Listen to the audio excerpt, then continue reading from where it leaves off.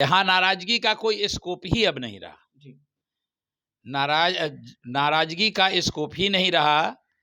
रहना हो विदेश में तो वतन की याद क्या करना, जहां मालिक बेरहम हो वहां फरियाद क्या करना। इसलिए अब नाराजगी का कहीं स्कोप नहीं है। ये बात सही है कि काफी हद तक अड़े और लड़े हमारे पशुपति पारस जी, लास्ट तक लड़ते रहे। चाहिए चुनाव, बल्कि सारी पार्टियों का समर्थन भी होगा तो भी आप चुनाव लड़ के जीत नहीं सकते हैं। आपको एक बात याद करा दें, 2011 के चुनाव में पिछले 30 वर्षों से जीते हुए प्रोफेसर अरुण कुमार जी चुनाव लड़ रहे थे, उन्हें भाजपा का भी समर्थन था। इसी तरह से अभी की बात जहां तक है, ये एकाएक पार्टी निर्णय लेती है कि 4 सीट पर बीजेपी लड़ेगी, 1 सीट पर राष्ट्रीय लोक जनशक्ति पार्टी जो लड़ेगी तय था, उसको ब्रेक करके हमें ऑफर मिलता है, हमको बुलाया जाता है दिल्ली और ऑफर दिया जाता है कि क्या दिक्कत है, अब नहीं मान रहे हैं बीजेपी, तो दोस्ताना संघर्ष कर लिया जाए। तो हम पहले से इस बात का अलर्ट थे। हमें सितंबर महीने में कहा भी गया था कि हम प्रत्याशी विड्रॉ कर लेंगे, आप बीजेपी से टिकट दे देते हैं, लड़ लीजिए। हम कहा कि नहीं, बीजेपी के टिकट से नहीं लड़ेंगे, वो 4000 वोट तुरंत एंट्री हो जाएगा और 4000 वोट एक तरफ जहां गया तहां हम चुनाव नहीं जीत पाएंगे। जब रामविलास जी ने आशीर्वाद दिया और कह दिया कि क्षेत्र जाइए, जो अंजाम होगा हम देखेंगे, तो हम निकले क्षेत्र में। तो हर जगह लोग पूछते थे कि कांग्रेस गठबंधन से मैं आपके मंत्री हैं, तो आपको टिकट कैसे मिलेगा। तो हमने कहा कि हमको अपने नेता पर भरोसा है, टिकट उनकी जिम्मेदारी है। सशक्त छवि और व्यक्तित्व रामविलास पासवान जी का था।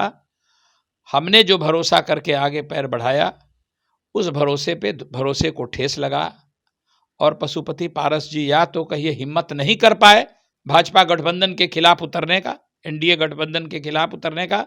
लेकिन आपको याद करा दें, दोनों बार अलायंस ब्रेक करके टिकट मिला, लेकिन दोनों बार रामविलास जी कैबिनेट में मिनिस्टर थे। बीजेपी ने जो निर्णय लिया है वो आत्मघाती निर्णय है, बीजेपी के पक्ष में नहीं है। इसका दूरगामी असर पड़ेगा। अब इसका यहां तक असर पड़ेगा, आपको भविष्यवाणी कर दे रहे हैं कि देखिएगा 5 सीटों पर चुनाव हो रहा है, बीजेपी 5 सीट हारेगी और ये 26 जिले का चुनाव है। मैसेज एक बहुत गंदा जाएगा, और मैसेज गंदा जाएगा कि 26 जिले में बीजेपी का ग्राफ गिरा और 23 में ग्राफ गिरा और 24 के शुरू में इनको जाना है लोकसभा चुनाव में। दोस्तों नमस्कार, बहुत स्वागत आपका चौकस भारत में। मैं आपका दोस्त ब्रजेंद्र। वो कहते हैं कि अंतर्द्वंद की जब स्थिति आपसी परिवार के बीच जब हो जाए तो स्थिति बड़ा ही विपरीत हो जाती है, और यही कुछ हाल शिक्षक निर्वाचन यानी जो एमएलसी बनने के पात्र होते हैं उनके साथ भी हो रहा है। ये पात्रता तब मिलती है जब आप कहीं भी लेक्चरर हो या कहीं स्नातक के बाद कुछ आपके पास शिक्षकोत्तर या शिक्षक की स्थिति बनी रहे, डिग्री हो आपके पास और योग्यता हो, और उसके बाद एमएलसी के चुनाव में आप एलिजिबल हो जाते हैं। एक ऐसी ही स्थिति अभी गया निर्वाचन क्षेत्र को लेकर आ रही है।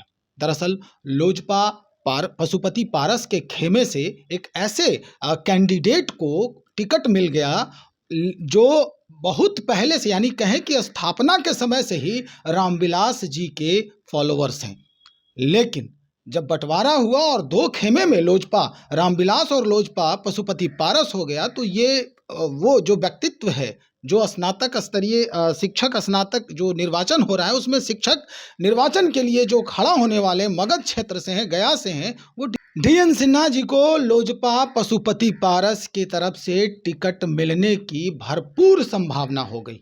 लेकिन अचानक से बीच में व्यवधान होता है, आपसी द्वंद्व होते हैं और फिर क्या कुछ नया आयाम निकल के सामने आता है। हम सीधे प्रोफेसर डीएन सिन्हा के पास पहुंचे हैं और जानने का प्रयास करते हैं इतने दिनों का जो डेडिकेशन है वो अब क्या रंग लाया। हम सीधे बात करते हैं प्रोफेसर डीएन सिन्हा जी से। क्या हो गया सर, क्यों आप इतने नाराज हैं और आप निर्दलीय अब खड़ा हो रहे हैं? देखिए, यहाँ नाराजगी का कोई स्कोप ही अब नहीं रहा। नाराजगी का स्कोप ही नहीं रहा। रहना हो विदेश में तो वतन की याद क्या करना, जहां मालिक बेरहम हो वहां फरियाद क्या करना। इसलिए अब नाराजगी का कहीं स्कोप नहीं है।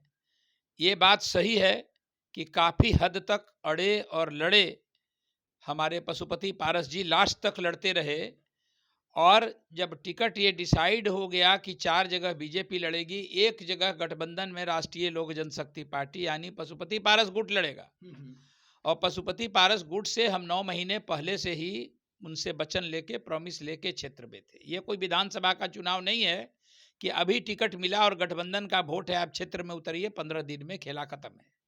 ये चुनाव वही लड़ सकता है जो नोटिफिकेशन इलेक्शन के पहले से वोटर बनाने के प्रोसेस में लगा हो। ये चुनाव 8 जिले के सभी ब्लॉकों में इस चुनाव को होना है और ये चुनाव वही लड़ सकता है जिसके पास हर एक ब्लॉक में उसके प्रतिनिधि और उसके करीबी लोग हैं। नहीं तो सच्चाई है चुनाव बल्कि सारी पार्टियों का समर्थन भी होगा तो भी आप चुनाव लड़ के जीत नहीं सकते हैं। आपको एक बात याद करा दें, 2011 के चुनाव में पिछले 30 वर्षों से जीते हुए प्रोफेसर अरुण कुमार जी चुनाव लड़ रहे थे। उन्हें भाजपा का भी समर्थन था, उन्हें जदयू का भी समर्थन था, उन्हें लेफ्ट का भी समर्थन था। उतना ही नहीं, वो कांग्रेस के प्रत्याशी भी थे। उसके बावजूद वो चुनाव नहीं जीत पाए, निर्दलीय प्रत्याशी संजीव श्याम जी से हार गए। इसी तरह से अभी की बात जहां तक है, ये एक पार्टी निर्णय लेती है कि 4 सीट पर बीजेपी लड़ेगी, 1 सीट पर राष्ट्रीय लोक जनशक्ति पार्टी जो लड़ेगी तय था उसको ब्रेक करके हमें ऑफर मिलता है, हमको बुलाया जाता है दिल्ली और ऑफर दिया जाता है कि क्या दिक्कत है, अब नहीं मान रहे हैं बीजेपी तो दोस्ताना संघर्ष कर लिया जाए। ये दोस्ताना संघर्ष कैसा होता है? दोस्ताना संघर्ष है कि अलायंस के 2 पार्टियां अपने अपने प्रतिनिधि उतारेंगे चुनाव में लड़ने के लिए। नाम तो दोस्ताना इस वजह से है कि गठबंधन के कारण दोनों पार्टी दोस्त हैं, लेकिन ये व्यवहारिकता में कहीं दोस्ताना नहीं होता है। दोनों के प्रत्याशी अपनी अपनी औकात पर एक दूसरे के खिलाफ प्रचार करते हैं और लड़ते हैं। यहाँ भी वही बात का ऑफर था तो हमने खुल के कहा कि दोस्ताना संघर्ष का क्या मतलब है सर? दोस्ताना संघर्ष से मतलब है, उससे ज्यादा आसान है कि जदयू को समर्थन दे दीजिए। दोस्ताना संघर्ष का मतलब होता है विरोधी वोट का बंटवारा होगा तो ऐसे भी जदयू का जीतते हैं, तो वैसी स्थिति में बेहतर होगा कि सर हम निर्दलीय लड़ना पसंद करेंगे। कम से कम एक बात तो होगा कि 4000 प्लस जो अल्पसंख्यक वोट्स है, जो बार बार हमारे चुनाव प्रचार के दरमियान बीच बीच में पूछता था रुआ भाजपा से नहीं ना, तो हम कहते थे कि ना हम तो एनडीए के प्रत्याशी हैं, भाजपा का समर्थन, हमारा टिकट रहेगा राष्ट्रीय लोक जनशक्ति पार्टी। तब तो कोई दिक्कत नहीं है। तो हम पहले से इस बात का अलर्ट थे। हमें सितंबर महीने में कहा भी गया था कि हम प्रत्याशी विड्रॉ कर लेंगे, आप बीजेपी से टिकट दे देते हैं, लड़ लीजिए। हम कहा कि नहीं, बीजेपी के टिकट से नहीं लड़ेंगे, वो 4000 वोट तुरंत एंटी हो जाएगा और 4000 वोट एक तरफ जहां गया तहां हम चुनाव नहीं जीत पाएंगे। इसमें जो खेल हुआ है जैसा कि आप कह रहे हैं, तो क्या लग रहा है कि ये चिराग पासवान जी की वजह से हुआ ये खेल या फिर पशुपति पारस के कमजोर जो निर्णय है उसके वजह से ये हो रहा है? देखिए, चिराग पासवान जी का खेल तो एक बहाना है। अच्छा, बहाना है। आप याद करें, यदि नेतृत्व मजबूत होगा तो ये किसी बहाना के सामने नील डाउन नहीं करता है। हम याद कर रहे हैं रामविलास पासवान जी को, आप याद कीजिए। रामविलास पासवान जी 2002 में भाजपा मंत्रिमंडल में कैबिनेट मिनिस्टर थे, बड़ी इंपॉर्टेंट पोर्टफोलियो में थे। लेकिन जब रामविलास पासवान जी को लगा कि गोधरा कांड में के बाद अगर हम कैबिनेट में रहते हैं मंत्री तो हमारा इमेज अल्पसंख्यकों के बीच में गिरेगा, तो आप ठीक से याद कीजिए कि मंत्रिमंडल से उन्होंने 2002 में इस्तीफा इस आधार पर दिया कि हमारी छवि बची रहनी चाहिए। सरकार गिरी अटल बिहारी वाजपेयी जी की, आपको याद होगा। उसके बाद 2011 का चुनाव हो रहा था। आदमी पहले जब प्रत्याशी चुनाव, ये विधानसभा का चुनाव नहीं है कि अभी लिया निर्णय गठबंधन के टिकट मिला और लड़ गए। ये चुनाव है, इलेक्शन आने के साल भर पहले से प्रोसेस शुरू होता है सीरियसली अगर लड़ना है तो 8 जिले के जितने भी ब्लॉक हैं, सभी ब्लॉक में हम लोगों ने प्रतिनिधियों को भेजा वोटर बनाने के लिए, अच्छी करने के लिए। प्रोसेस जून से हमने शुरू कर दिया और लोग आगे बढ़ता है। और हर चुनाव में आप समझ लीजिए कि जैसे हर एक ब्लॉक में, हर एक जिले में आपने गाड़ियां दिया, ड्राइवर दिया, डीजल पेट्रोल खर्च किया और 10 महीने से लगातार चल रहा है ये मामला। हर एक जिले में गाड़ियां चल रही है डीजल और पेट्रोल के साथ, तो खर्च मोटा होता चला गया, हो ही रहा था। लेकिन ये आदमी प्रत्याशी बढ़ता है इस भरोसे में कि मेरा नेतृत्व हमारे लिए लड़ेगा और हमारे लिए टिकट का इंतजाम करेगा। लेकिन हमारे नेतृत्व में, जैसे आपको याद बता दें, 2011 में हम चुनाव लड़े तो फिर आदरणीय रामविलास पासवान, उनकी कमी बहुत खलती है। रामविलास पासवान जी आपके मनमोहन सिंह सरकार में कैबिनेट मिनिस्टर थे और यहाँ के सिटिंग प्रत्याशी प्रोफेसर अरुण कुमार थे, जो कांग्रेस से विधान परिषद के सभापति भी थे। बड़ा कद था उनका। आज उपाध्यक्ष हैं। नहीं, अब नहीं रहे। अच्छा। उनका डेथ हो गया। विधान परिषद के जो चेयरमैन थे, अच्छा, अब प्रोफेसर अरुण कुमार जो रोहतास के रहने वाले थे। लेकिन जब रामविलास जी ने आशीर्वाद दिया और कह दिया कि क्षेत्र जाइए, जो अंजाम होगा हम देखेंगे, तो हम निकले क्षेत्र में। तो हर जगह लोग पूछते थे कि कांग्रेस गठबंधन से मैं आपके मंत्री जी मंत्री हैं, तो आपको टिकट कैसे मिलेगा? तो हमने कहा कि हमको अपने नेता पर भरोसा है, टिकट उनकी जिम्मेदारी है, मेहनत हमारा जिम्मेदारी है, हम जो कर रहे हैं।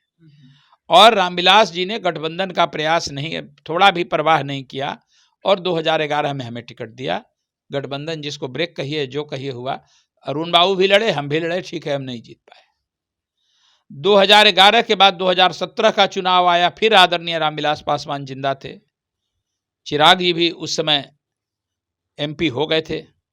चिराग जी भी सशक्त होकर उभरे थे उस समय। बड़े बाप के बेटे थे और बड़ा मार्गदर्शन था रामविलास जी जैसे एक सफल राजनीतिज्ञ का चिराग जी को। पशुपति पारस जी ने भी हमारी मदद की थी टिकट अच्छी करने में। लेकिन उस समय भी आदरणीय रामविलास पासवान से और हमने पूछा था, तो एक बात उन्होंने कहा कि गठबंधन तोड़ना और जोड़ना छोड़ रखिए, हम टिकट आपको देंगे, जाइए आप क्षेत्र, वो हमारा काम है, गठबंधन टूटेगा कि क्या होगा। और उन्होंने फिर टिकट दिया। एनडीए गठबंधन ब्रेक हुआ। उपेंद्र कुशवाहा जी के टिकट पर संजीव श्याम सिंह जी लड़े और रामविलास पासवान जी के टिकट पर हम चुनाव लड़े। चुनाव ठीक है, हम फिर नहीं जीत पाए, थोड़े वोट से हम हार गए लास्ट राउंड में। इस बार भी उसी भरोसे पर हम आगे बढ़े।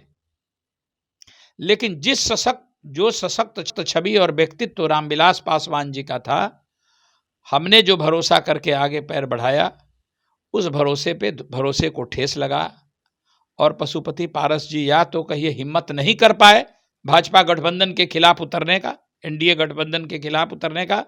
लेकिन आपको याद करा दें, दोनों बार अलायंस ब्रेक करके टिकट मिला, लेकिन दोनों बार रामविलास जी कैबिनेट में मिनिस्टर थे। तो भाजपा जो है वो अपना कैंडिडेट जब उतारी है बीच में, तो वो पूरा उनकी योग्यता है इस चुनाव में लड़ने। देखिए, भाजपा के जो कैंडिडेट हैं जीवन कुमार जी ITI पास हैं, ITI किए हुए हैं, हमें जो सूचना मिली है। और ये शिक्षक प्रतिनिधि का चुनाव है, दूर दूर तक कहीं शिक्षक और शिक्षण संस्थान से उनका कोई वास्ता नहीं है। लेकिन अब भारतीय जनता पार्टी को लगता है कि शिक्षक नेतृत्व ठीक से नहीं कर सकता है, इसलिए ठेकेदार ही चाहिए, बालू व्यापारी ही चाहिए, गैर शिक्षक ही चाहिए। तो ये बीजेपी की सोच है। बीजेपी ने जो निर्णय लिया है वो आत्मघाती निर्णय है, बीजेपी के पक्ष में नहीं है। इसका दूरगामी असर पड़ेगा।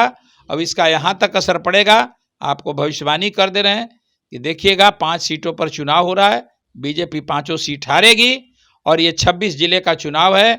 मैसेज एक बहुत गंदा जाएगा, और मैसेज गंदा जाएगा कि 26 जिले में बीजेपी का ग्राफ गिरा और 23 में ग्राफ गिरा और 24 के शुरू में इनको जाना है लोकसभा चुनाव में। इसका दूरगामी असर पड़ेगा बीजेपी के संसदीय चुनाव में भी, संसद के चुनाव में भी बीजेपी को इसका सेटबैक मिलेगा। गलत निर्णय लिया है बीजेपी के वालों ने चिराग जी का बहाना बना के, और कहिए कि अपने इंटरेस्ट में पहले से भी ये निर्णय, हम लोग को भी ये फीडबैक मिल रहा था कि जीवन जी बीजेपी के शीर्ष नेताओं को जैसे भी जिस आधार पर मैनेज किए हुए हैं पहले से, यही एक वजह था कि 4 सीट अनाउंस करके 5वां सीट हमारे बारे में लिखने में उनको डर लग रहा था, नहीं लिखे। और अंतोगत्वा उस टिकट को जिस आधार पर भी, ये तो हम नहीं कहेंगे कि क्या आधार है, वो समझने की बात है, लेकिन बीजेपी के लोगों ने को जैसे भी मैनेज हो गए और उन लोगों ने वही काम किया। चुनाव लड़ रहे हैं। हाँ, एकदम लड़ रहे हैं, बुरी तरह से लड़ रहे हैं, चुनाव जीतेंगे भी। ये शिक्षक प्रतिनिधि का चुनाव है। आप MLC के चुनाव चारों ओर देख के देखिए, अभी सच्चिदानंद राय जी चुनाव जीते हैं, कहाँ टिकट मिला उन्हें। अभी संजीव श्याम वहीं से जीते हुए, बिना टिकटे के जीते हुए भी। अभी आपके आपके केदार पांडे जी चुनाव लड़ते थे, वो लेफ्ट के टिकट पर थे, तो लेफ्ट के सीपीआई के कई गो वोट है। आपके वहाँ अभी हम लोग के मित्र हैं संजय कुमार सिंह जी, जो तिरहुत से एमएलसी हैं शिक्षक निर्वाचन क्षेत्र से, वो भी लेफ्ट के टिकट पर रहते थे, लेफ्ट के कई गो वोट है। ऐसी बात नहीं है, शिक्षक का वोट है, शिक्षक बुद्धि विवेक से वोट करता है और करेगा। इन्होंने प्रत्याशी जिसे उतारना है उतार दें, इनके प्रत्याशी सफल नहीं होंगे, हम चुनाव हर हाल में जीतेंगे। चलिए, बहुत शुक्रिया जानकारी देने के लिए। हमारे साथ प्रोफेसर DN सिन्हा, जिन्होंने स्पष्ट कर दिया कि भारतीय जनता पार्टी ने जो गलती की है, इसकी खामियाजा 2024 और 25 दोनों में भुगतनी होगी। स्थिति यही है, बीच में अंतर्द्वंद की वजह से भारतीय जनता पार्टी का ये दबाव, राजनीतिक दबाव, काफी महंगा पड़ने वाला है आने वाले चुनावी समर में। चलिए देखते हैं क्या कुछ होता है, रिजल्ट भी आएगा, इसके बाद हम फिर से प्रोफेसर साहब से मिलेंगे, जानकारी लेंगे और उसके बाद हम आपसे रूबरू होंगे। आप बने रहें हमारे साथ। बहुत शुक्रिया आपका।